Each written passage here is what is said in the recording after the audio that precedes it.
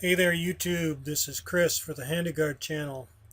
It doesn't take a rocket scientist to put two and two together, especially in light of what's gone down in the last decade or two with regard to the financial fraud and crimes committed by Wall Street that have gone completely unpunished by prison time. And the correlation between that and the amount of money contributed by bank directly to the campaign funds of major candidates is no accident. The money changers are making sure that whoever gets elected is not going to come after them. So I just started with a Google search of presidential campaign finance, and one of the options was this government website. So I'm thinking, okay, great. It's the presidential campaign finance information straight from the Federal Election Commission. Hey, what could be better? Until I tried to get some real information out of this site, which seems to be more dedicated to confusing and concealing information than giving it out. It gives you some round numbers up here of all the candidates have been given 269.5 million. Republicans that much, Democrats 122 million. Clinton, of course, Hillary, 76 million, the biggest collector of money, followed by another Democrat, Bernie Sanders, another Beltway insider. Republican, Bush, 24.8 million. That would be Jeb, another Bush dynasty and another Clinton dynasty. And I'm going to go out on a limb right now and predict the two candidates that I think will be nominated by their parties in this selection process that we're subjected to by the circus of the media, debates that are set up by media organizations who deliberately avoid any questions about the Federal Reserve or the banking crimes that have been given a complete pass. They're going to nominate Clinton. She's going to get the nomination. And I bet you Bush gets for the Republicans because he is a shill. He's nothing but a Goldman Sachs frontman. And the banks are not going to let anybody else slip through the process. All right, enough of my op-ed, my opinion. I couldn't find squat on this site by searching names like Goldman Sachs or JP Morgan, that if you put that name in there as a contributor, you get, hey, no records were found matching that criteria. Really? You don't have a single record of Goldman Sachs giving money to any of those people trying to get elected. So I went back to the internet and I just trying to search around, find some honest answers. It's called the Goldman Sachs Primary in the Politico website, another blog or news website. I haven't searched any of its facts and figures up. I don't need to. I know when I hear the truth and when it's a load of crap. There you go. That's a picture of an empty suit that has been bought and paid for by the money changers. They own this prick. He is courting them for money. He wants to beat Clinton to the punch. The article, if you want to read it, there it is, the Politico. There's the website. You can clearly see it. I don't have a link. I'm not going to paste it. I'm going to try and go as fast as I can so it's not too much of a rambling rant. But it goes on in detail to discuss Bush's shady practices of courting the bankers' money. And here's a statement worth reading, that Goldman is a behemoth that invests in everything and advises every industry, and what it wants is literally everything. Goldman Sachs is and personifies its nickname, the vampire squid. Its network is in all of the other banks. It's completely connected and the most corrupt, and by the way, profitable, bank on Wall Street. The money changers own this government. Wake up to the truth, people. They want to make sure that no laws are enacted against them. So this is all about winning the Goldman Sachs sweepstakes because it's an influential player. Okay, you can thank your Supreme Court for making Goldman Sachs and all the rest of the banks and the corporations and the big money donors the players by letting them contribute mega bucks to getting ass wipes like this elected. Want to see another picture of an ass wipe? Here you go. Load on up. And there you go. Hillary Rodham Clinton. What a douchebag. Goldman Sachs problem? Yeah, not for her. It's a gold mine. Because old Hillary has gone on a speaking tour after she got out of her other duties as a U.S. representative. Hey, they pay her $200,000 at 2 different speaking occasions to blather on about bullshit to a bunch of Goldman Sachs executives like they need her to tell them what's going on in the world. Shit, they control the world. She's nothing but a bag lady for them to make sure the money keeps flowing into their accounts. So they're going to pay her back in spades. That's what the big speaking engagement mega bucks are for. There's there was one thing in here worth reading. I didn't read the whole article. Again, if you want to read it, go to Mother Jones, search this stuff up on your own. Because frankly, I'm getting really frustrated and angry, in case you can't tell by my tone of voice. So many people out there don't seem to give a rat's ass that the money changers have bought our world out from under us. So fuck it. It's going to go down in flames. If you don't rise up and a Pitchfork Rebellion doesn't drag these fuckers out in the street and give them some real justice, nothing will change except to get worse. Yeah, here you go. So while Clinton, this old hag, is trying to talk up, the poor plight of the people who've been victimized by the bankers. It's in this first paragraph.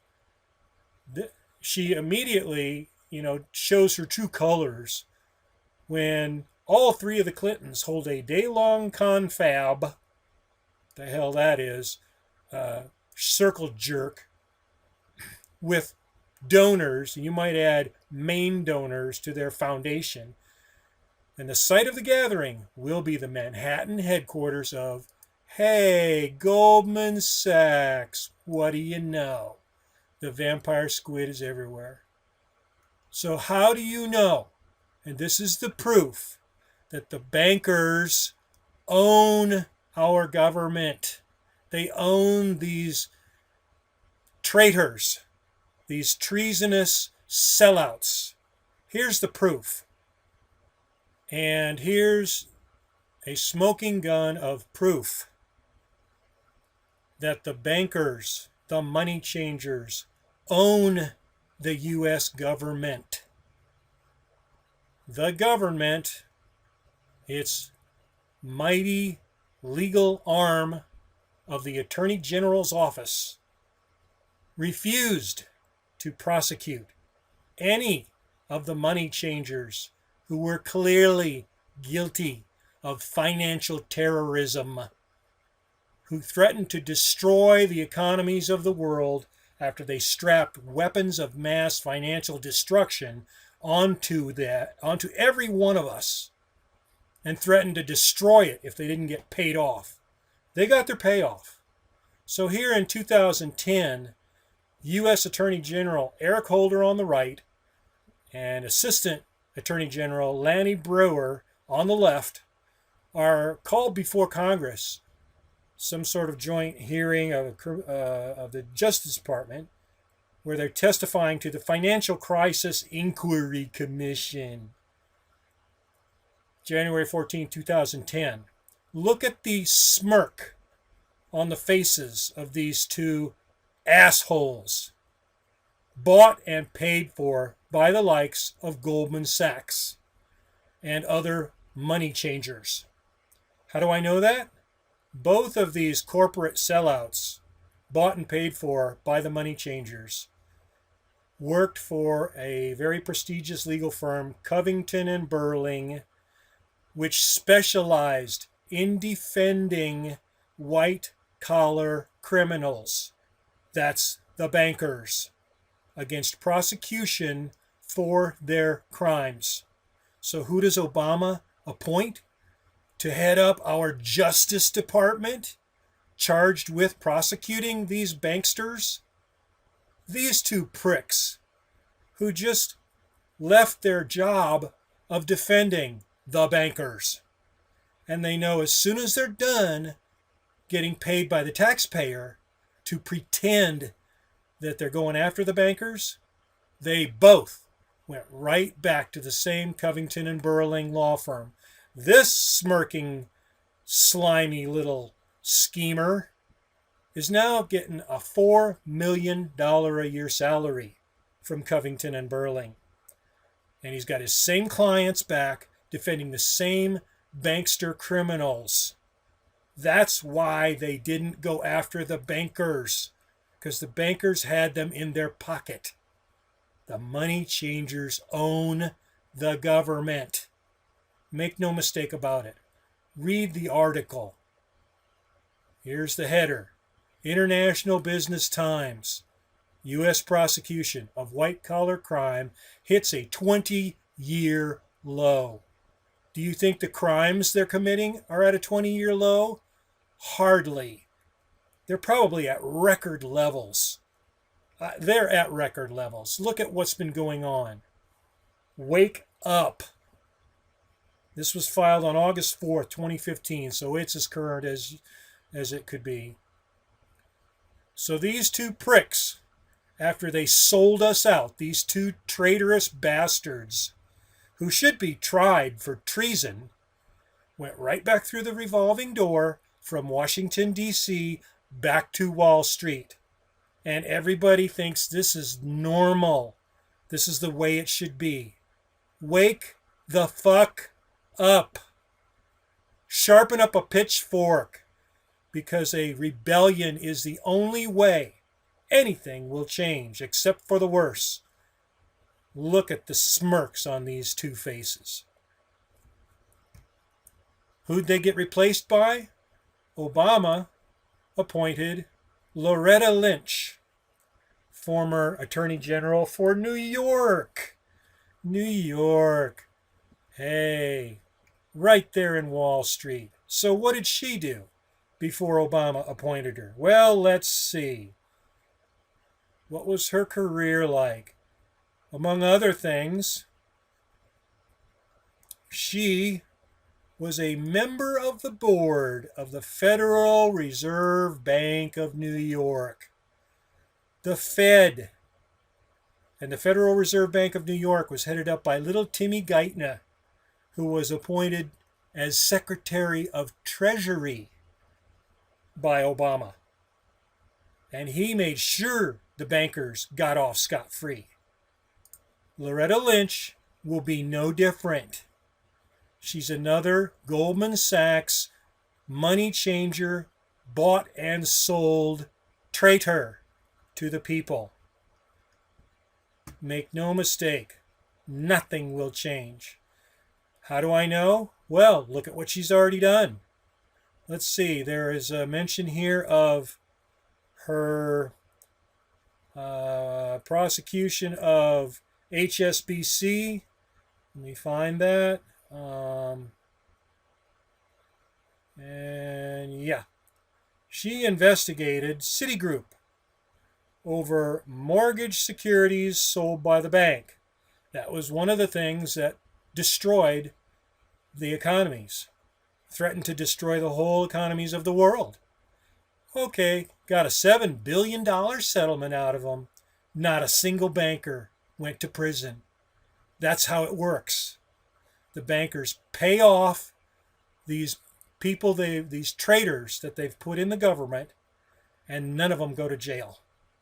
She was involved in the 1.2 billion settlement with HSBC over violations of the Bank Secrecy Act. Yep. Well, the other thing that she was involved with involving HSBC has to do with money laundering. And that money that was being laundered came from the Mexican drug cartels.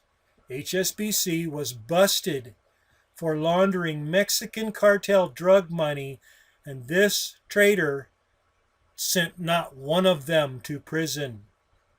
But we send to prison anybody that smokes a joint or does something that gets them locked up in a prison gulag work prison camp.